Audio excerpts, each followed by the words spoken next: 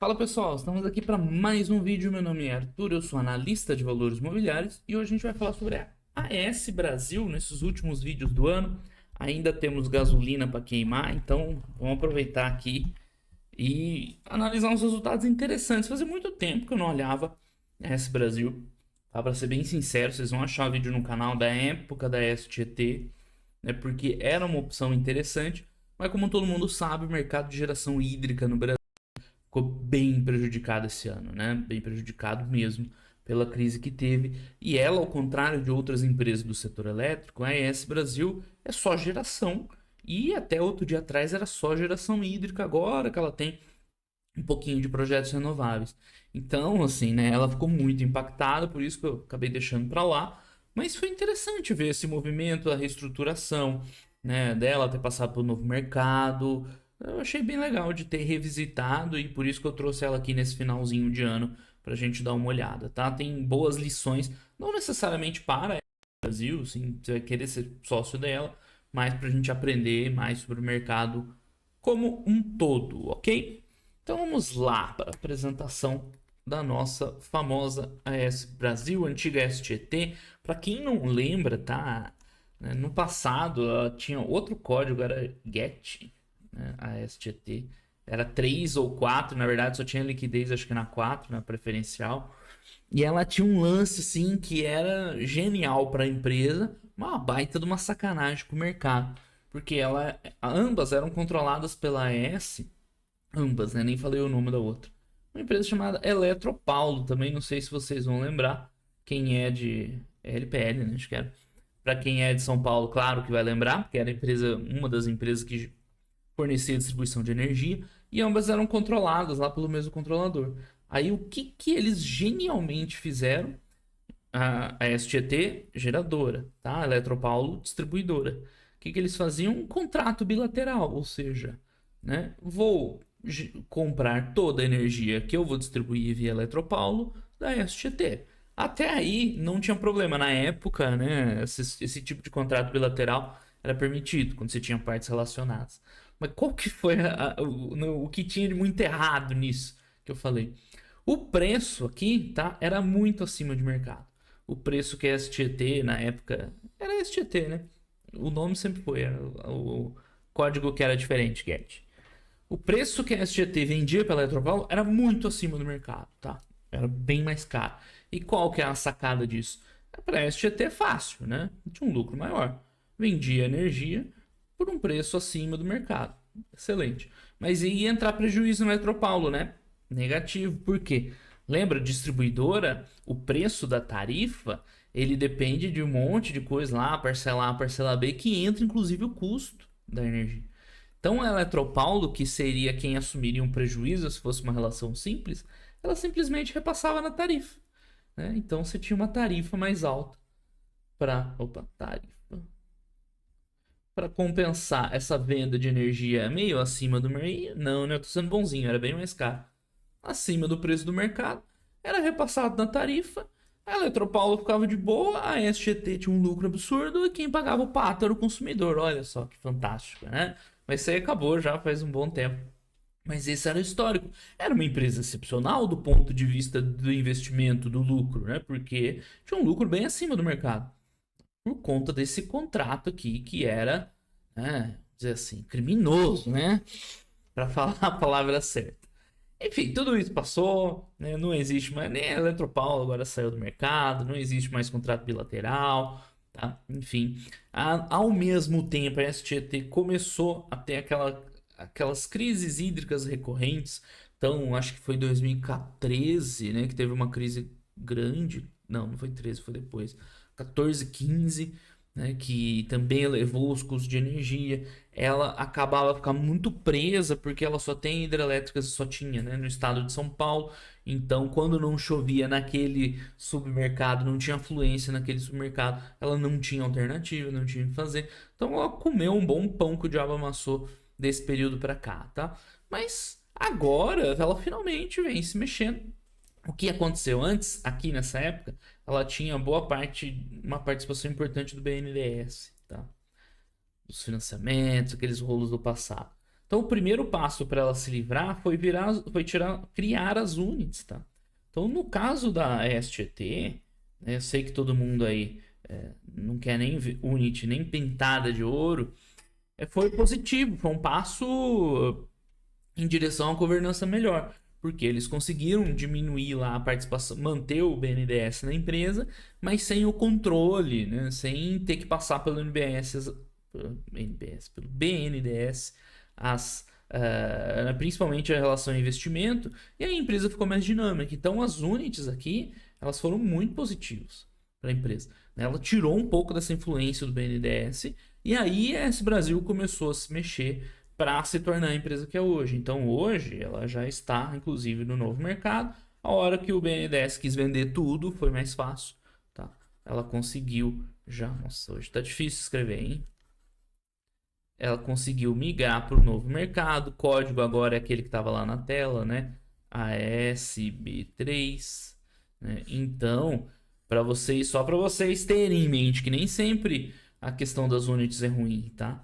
A unit é pior, é uma estrutura que não é desejada, tá? Mas no caso aqui você tinha que entender a história, o que aconteceu, né? Foi uma forma de tirar o BNDES da jogada. Isso aí foi muito positivo para a empresa, tanto, né, que hoje ela conseguiu estar no novo mercado. Então, se você tem, né, eu tô de novo falando isso, parece que o pessoal não cansa de ouvir, né? Tá sempre perguntando. Se você tem como critério não investir em units porque você quer dar um filtro e tal na sua escolha de ações, ok. Mas, né, saiba que tem, se você for estudar mais a fundo, tem movimentos que são melhores. Na Sanepar foi positivo, na S Brasil foi positivo, tá? Então, a unit em si não é ruim. Você ter um critério de cortar units logo de cara é ok. Mas unit em si não é ruim, depende do que aconteceu, de como aconteceu. Se você não quer entrar a fundo nas empresas para entender o que aconteceu, tudo bem, direito seu, você pode ter o critério. Mas não venha falar para os outros que fazem isso, né, que eles estão errados, né? Então, muito importante ter noção da sua estratégia, tá? Enfim, deu uma contextualizada histórica. Hoje, a empresa, depois que tirou o BNDES, faltou esse link aqui, né? Ela começou a investir em energia renovável, né? Fora da energia hídrica, que era 100% do portfólio dela, e fora do estado de São Paulo também, estando em outros submercados, tá? Então hoje eles estão com dois projetos grandes de eólica, que é Tucano e Cajuína, tá? No AS Brasil Day, que foi essa semana, foi bem legal de ver lá o CFO comentando, né, sobre a comparação da solar, da eólica, bem interessante, recomendo vocês virem. E ele comentou que hoje o melhor retorno está na energia eólica, né? Ele estava comentando questão do balanço entre CAPEX, custo de manutenção, né? Ele acha que ambas né, são viáveis, vai depender no momento ali como está o custo do CAPEX por momento, para fazer a conta de quanto vai ter né, vai custar para criar, vai custar para manter, para ter a taxa de retorno do projeto. Então hoje eles acham que a eólica tem um pouquinho melhor de retorno com as condições atuais. Aí você fala que a solar é competitiva também, já teve momentos que o preço dos painéis estava mais baixo e valia a pena, hoje com tudo que está acontecendo, né, no mundo, está um pouquinho mais caro. Mas é interessante ter ouvido isso aí. Então eles têm dois projetos grandes aí rolando no momento, Tucano e Cajuína, que eles destacaram aqui na apresentação. É legal de ver as fotos, a gente já vai ver. Essa questão da gestão ativa a gente já fala lá, foi devido à crise hídrica, né? Então, esse ano, todo mundo sabe que a gente teve um problema sério de hidrologia. A gente já vai ver lá mais depois. E, enfim, outros pontos. Vamos ver item por item aqui, fica melhor do que falar antes. Então, hoje, os principais projetos estão em andamento. Esse complexo Tucano, de energia eólica, tá? Isso aqui é uma subestação. Aqui é a matriz de geração da empresa. Então, hoje, eles têm 72% hídrico, né? 20% eólico e 8% solar. Lembrando que até não muito tempo atrás era 100% hídrico. Tá? Então, isso aqui vem de diversificação já naquela era de units, tá? Por isso que foi tão bom para a empresa. E agora, o que eles já têm contratado para o futuro, ou seja, de obras que eles já estão de projetos que já estão em andamento, que eles já estão executando, né, já é uma diversificação já bem maior, né? 33% de eólica, né, solar mais ou menos o mesmo, e enfim, diminuiria a participação da energia hídrica para 60%, e eles ainda têm, isso aqui é um pipeline, né? São projetos que eles têm na mão, que a hora que eles acharem conveniente, que eles conseguirem entrar aí de repente num leilão de energia regulada, estão prontos para desenvolver. Que aí a gente vê, né, tanto o projeto solar, porque aumentaria aqui, né, quanto eólicos, e aí equilibraria a balança, né? Você teria o mesmo peso entre hídrica e eólica. Se juntar eólica e solar, né, teria uma participação maior dessas renováveis do que a hídrica tradicional, tá? Então é bem interessante esse movimento. Quem conheceu o SG3 lá atrás, ou eu, old school, né, seria difícil imaginar uma empresa chegar nesse ponto. E você ter energia solar, hídrica, eólica, tudo junto, dá um ponto de equilíbrio muito interessante, porque essas fontes de geração têm características distintas. Então a energia hídrica, ela você consegue armazenar, você consegue administrar o despacho, né? Ela é a mais flexível de todos, por isso que ela é a base da nossa matriz energética. Aí a solar, você vai ter um pico de geração lá ao longo do dia, uma curva normal, né? Vai aumentando a geração ao longo do dia, um pico ali pelo meio-dia, vai reduzindo.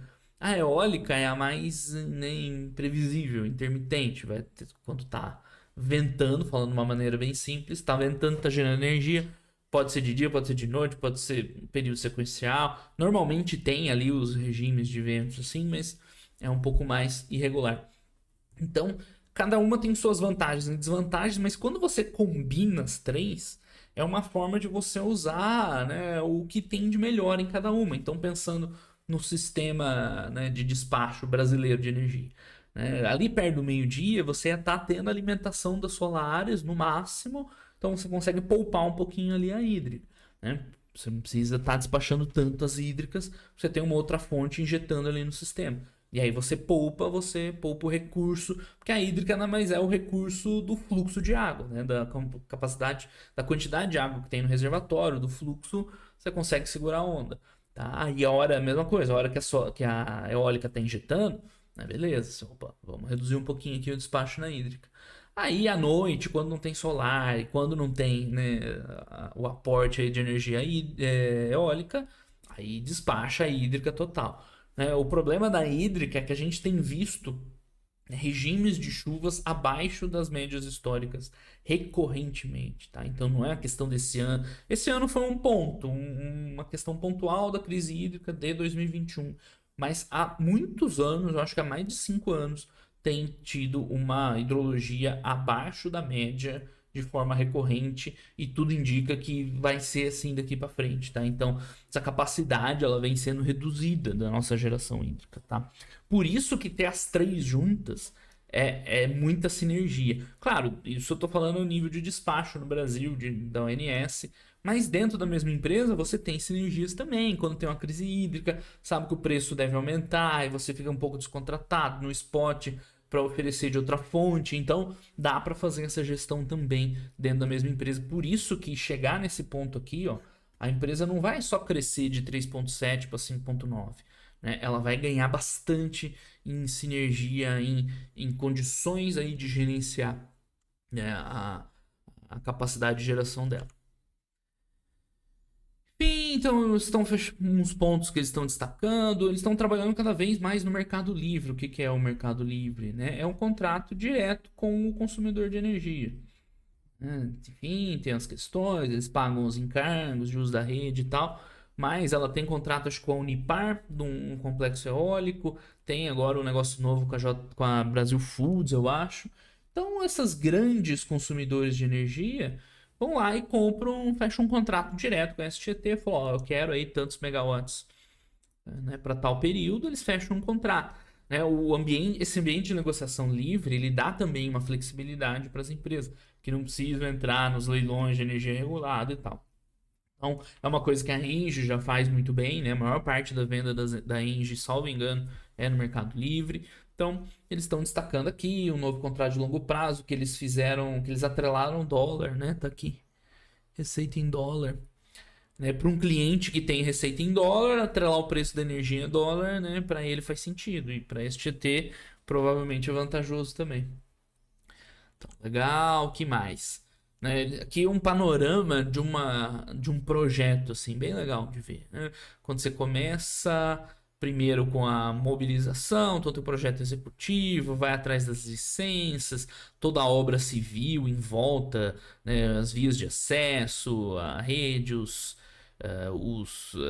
né, as subestações, transformadoras, começa a fazer a fundação dos geradores, tá, que tá bem atrás de mim aqui, depois vocês dão uma olhada melhor, você não tem como eu sair, tá bem atrás. Né, que é uma obra de fundação, né? Isso aqui é o concreto lá para criar a fundação daquela torre, né? Onde vai ficar o aerogerador. Né? Ao mesmo tempo, né? Tem que fazer subestação, as linhas de transmissão, as integrações. Aí começa a montar tudo bonitinho e no final a energização, a hora que começa a alimentar o sistema com energia, tá? Então, são projetos de ciclo longo, de capex alto, você precisa de muito dinheiro para botá-los em operação. Depois que estão em operação, eles têm uma manutenção bem mais baixa, tá? Então, quem viu o vídeo da Taesa, né, na transmissão é isso ao extremo. Mas na geração não é muito diferente. Você coloca um capex alto no início, fazer todas essas obras e tal, não sei o que. E aí, depois, a manutenção é relativamente mais baixa, embora a energia eólica, né, seja um pouco mais alta, que a solar, que a hídrica principalmente. Mas o ponto crítico é a instalação do projeto. Né? Depois é mais tranquilo administrar. Por isso que as elétricas foram muito tempo consideradas cash cows, né? Aquela vaca leiteira e fonte de dividendos. Por quê? Porque elas já tinham suas concessões, não eram ativas em novos investimentos, em diversificar, e ficavam só recebendo o lucro daquelas concessões, sem precisar ter muito custo de manutenção, muito reinvestimento.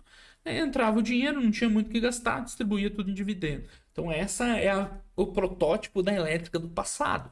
Né? Sentava em cima do que tinha de ativo, ficava só recebendo dinheiro e distribuindo em dividendo. Hoje, todas as elétricas estão muito mais ativas, né? Porque se elas não se mexerem, elas vão ficar muito para trás.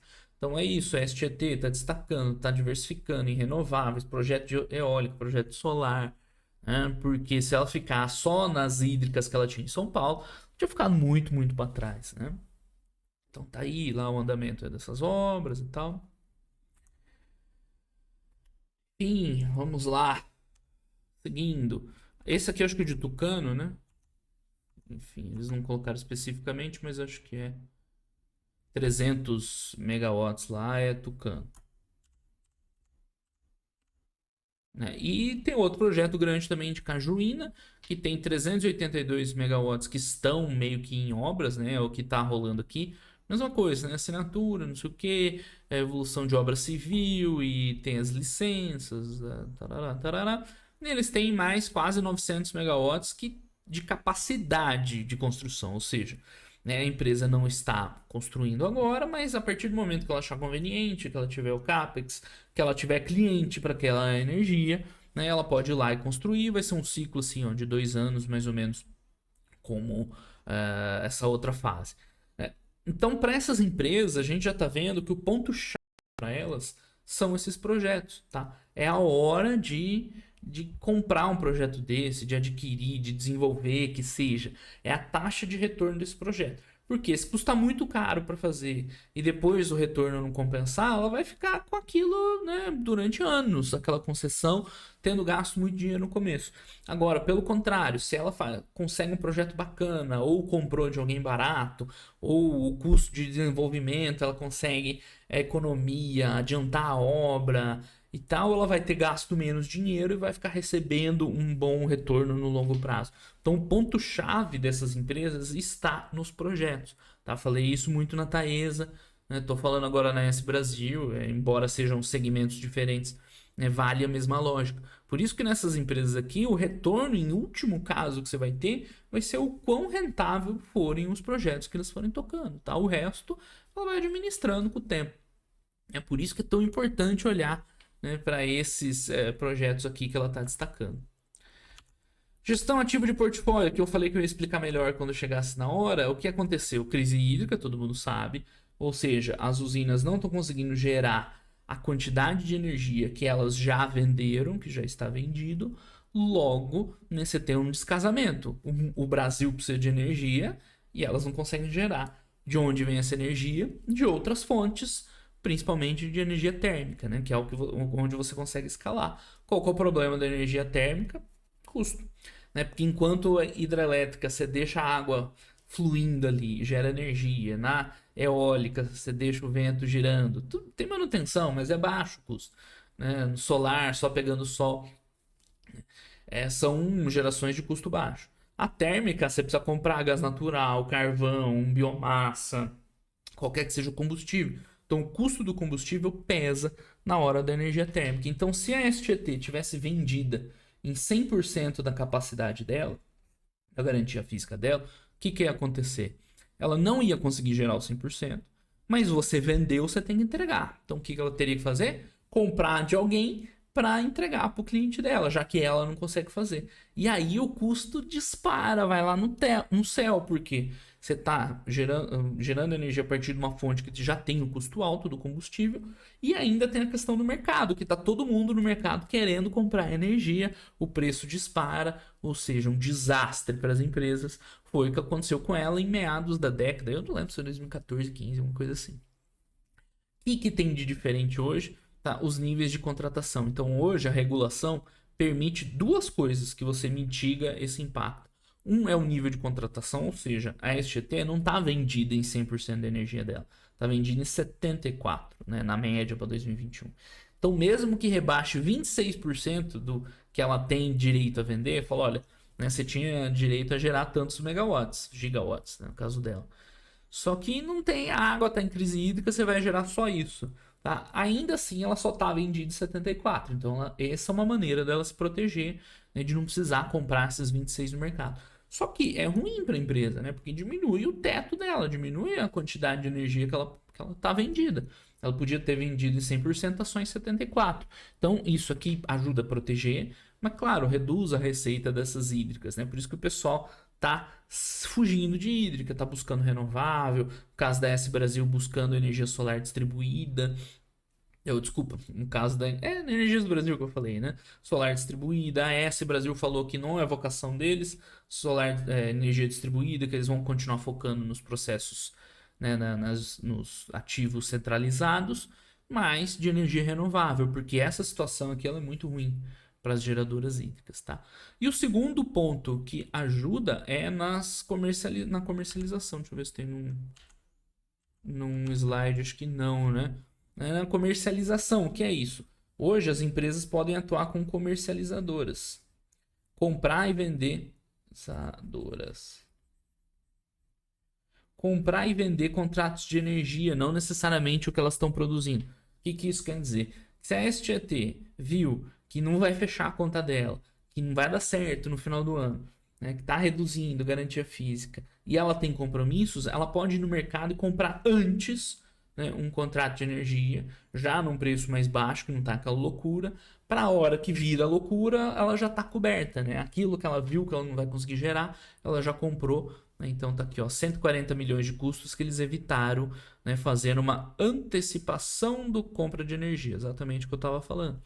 Né? Quando você vê que vai dar ruim, você já compra antes, que tem energia mais barata no mercado, porque na hora do caos, que a energia está valendo, né, fortunas, você já comprou. Então o prejuízo vai para outra pessoa. Na verdade, isso aqui para o sistema não resolve, tá? Porque o prejuízo da geração da térmica vai sobrar para alguém. Tá? Só tira da mão dela, no caso, para ela tá bom. Então essas são as duas estratégias para mitigar os riscos hídricos. Uma é ficar descontratado, que é ruim no longo prazo para a empresa, porque ela está tendo uma receita mais baixa do que ela deveria. Se, né, você conseguiu gerar 100%, parabéns. Mas é um cenário provavelmente de excesso de energia, né? O ganho marginal é pequeno. E número 2, comercializando, onde aí vai da expertise da empresa, não é garantida, né? Mas vai da expertise dela em negociar esses contratos e evitar esses rombos, tá? Mas ainda assim, a gente já vai ver nos números que teve um impacto importante no resultado da S Brasil. Foi muito bom, porque com essas iniciativas ela conseguiu mitigar um pouco, né, o prejuízo. Tá? Mitigar bastante, na verdade, o prejuízo. Mas ainda foi ruim, tá? Então, aqui eles estão falando justamente disso, de nível de contratação. Como eu não sei o quanto que eu vou conseguir gerar nos próximos anos, já que essa questão do risco hidrológico parece ser algo estrutural, né, no sistema, para 2022, ela está vendida em 77%, para 2023, 60%, né? Claro, aqui ela não está vendida lá para o futuro, porque ainda vai ter tempo de vender. Mas é isso, ela não vai vender mais que 80, 90% para não correr risco, né, de ter que entregar uma energia que não é dela, tá? Por isso que as fontes renováveis, que é esse verdinho aqui, ó, aqui é energia eólica e solar contratadas, tá atrás de mim. Por isso que isso aqui é tão importante, porque ela consegue ter um nível de contratação do portfólio maior com as renováveis, tá? Renovável, eu tô falando solar e eólica, tá? Hídrica tradicional. E, né, você consegue ter uma geração nesses momentos de caos aí, contrabalancear um pouco, tá? Por isso que é tão importante essa diversificação nas renováveis, tá?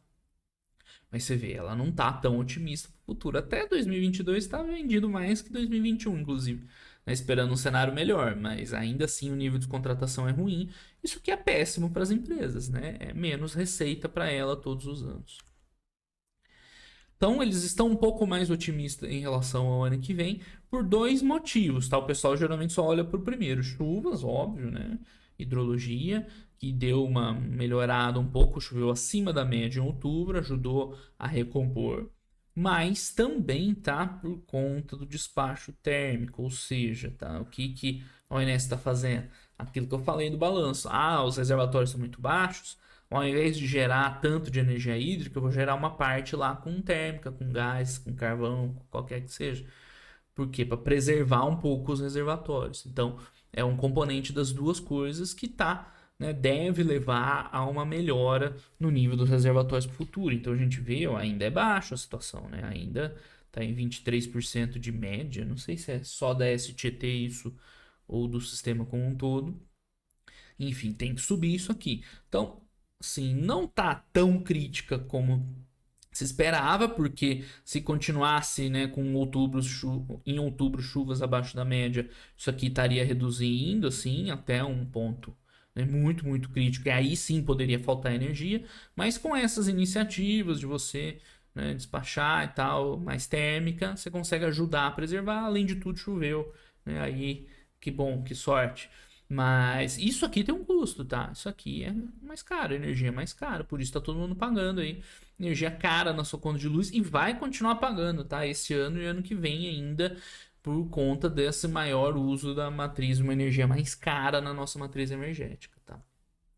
Então, eu falei lá atrás, quando eu fiz aquela live de crise hídrica, não acho que vai faltar energia. E tava no auge ali, todo mundo vai faltar, vai não sei o que, racionamento. Falando, não acho que vai faltar. Mas nós vamos pagar caro por isso, dito e feito. Estamos pagando, estamos pagando e vamos pagar mais caro pela energia. Isso é ruim, né? Para todo mundo, consumidor, para o país como um todo. Né? É um custo estrutural, né? Sim, olha lá, um complexo solar, né? Bonito, né? Em Guaimbê. Eu morei pertinho de Guaimbê, morei em Lins um tempinho. Enfim, voltando para esse Brasil, agora no terceiro TRI, né? Acho que liquidou em outubro, mas foi um evento aí mais pro terceiro TRI. Eles fizeram um follow-on, captaram dinheiro, porque esses novos projetos, energia renovável e tal, diversificar a matriz, a gente já viu que é fundamental, fantástico, só que custa dinheiro, né? E custa dinheiro logo de cara. Você não dá para você ir balanceando com a geração de caixa, que a geração de caixa vai vir lá na frente ao longo dos anos. Então eles fizeram um follow-on para acelerar esses investimentos. Então, o follow-on sempre é um momento crítico para o acionista, porque há uma diluição. Aqui foi uma diluição importante, acho que uns 20%, não lembro agora.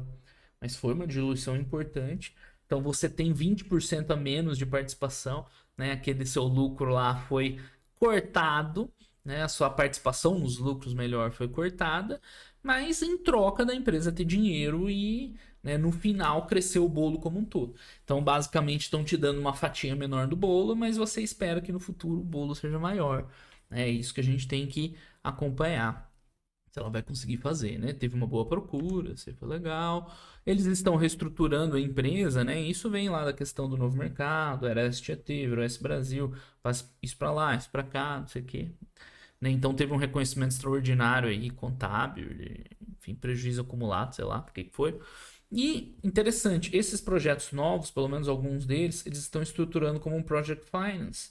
É interessante, né? Diminui o risco da empresa. O que é um Project Finance?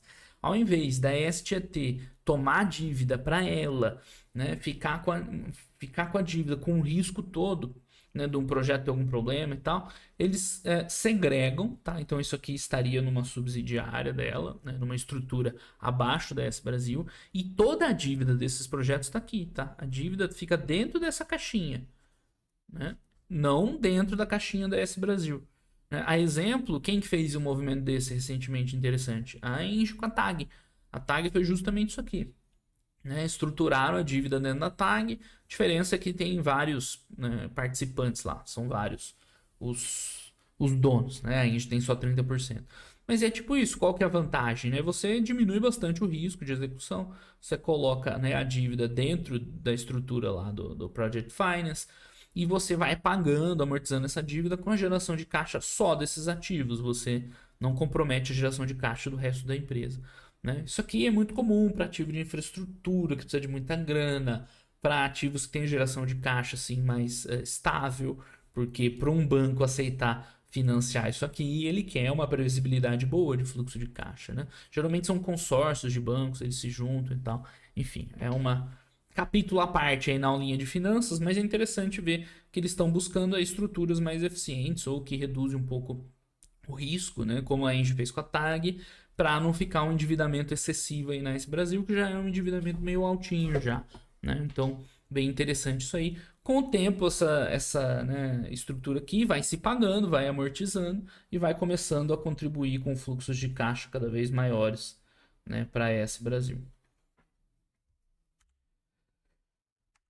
Que mais? Bom, aqui agora vamos falar dos números, né? A gente falou muito do business e tal. Então, como eu disse, um ano foi duro, foi difícil.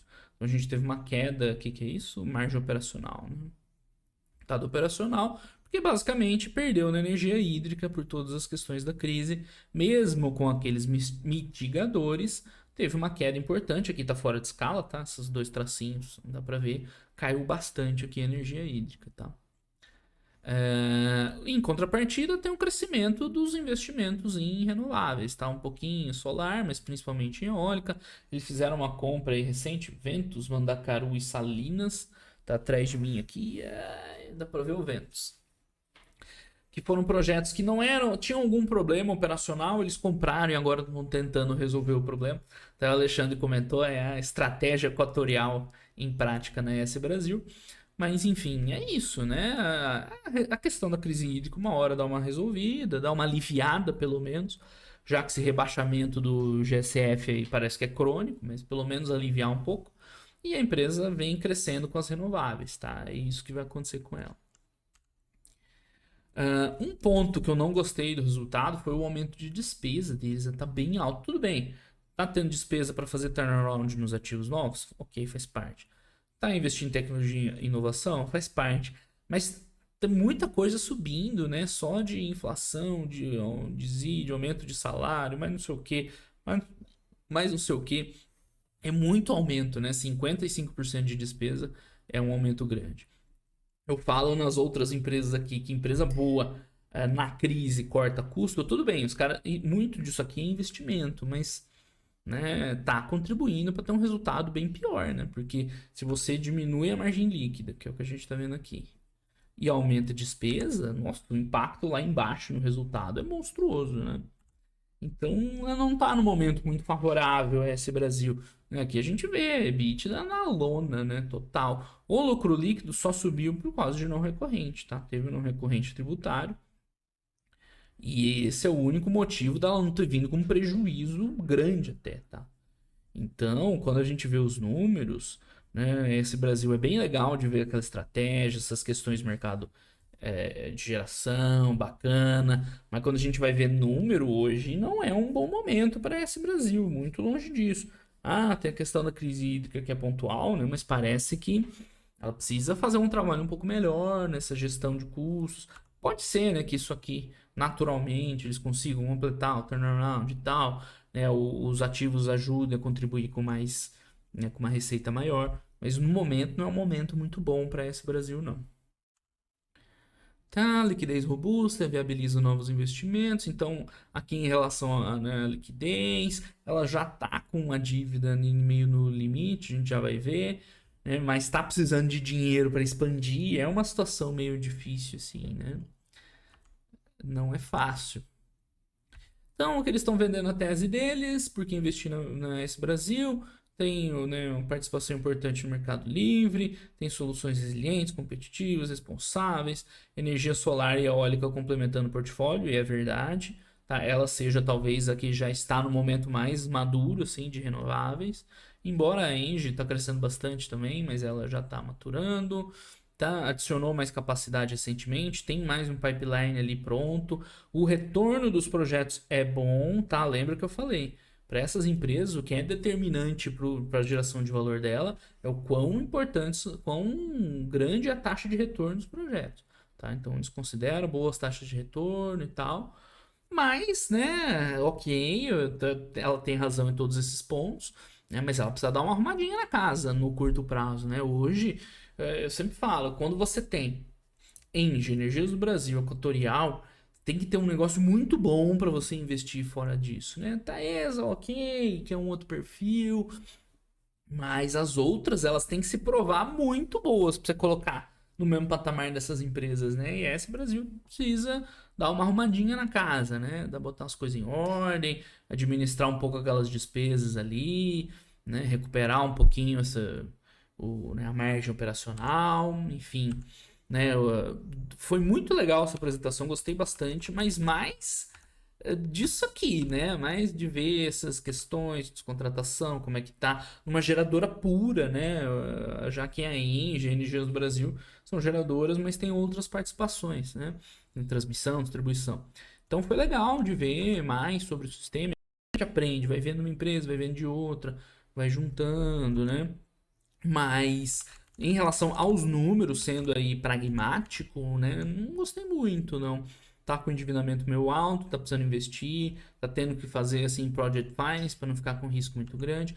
Eu acho que ela vai ser uma empresa legal para o futuro, sim, com o passar do tempo, com esses projetos entrando em operação, com, né, o sistema energético brasileiro aí se arrumando aos poucos. Mas hoje, assim, não vejo motivos para investir numa empresa dessa. Ficou rabiscada, hein?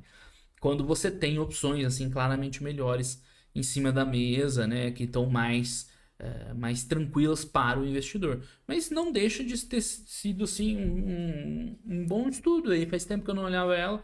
Foi legal, gostei de ver esse Brasil. Aprendemos mais um pouco, estamos com mais informação aí sobre o futuro do setor elétrico.